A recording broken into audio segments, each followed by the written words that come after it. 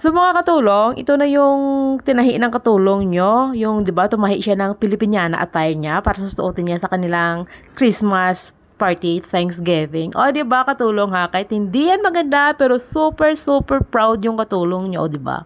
Kasi nga, for the first time, talagang nag-decide yung katulong nyo na tumahi para susuotin niya, o di ba?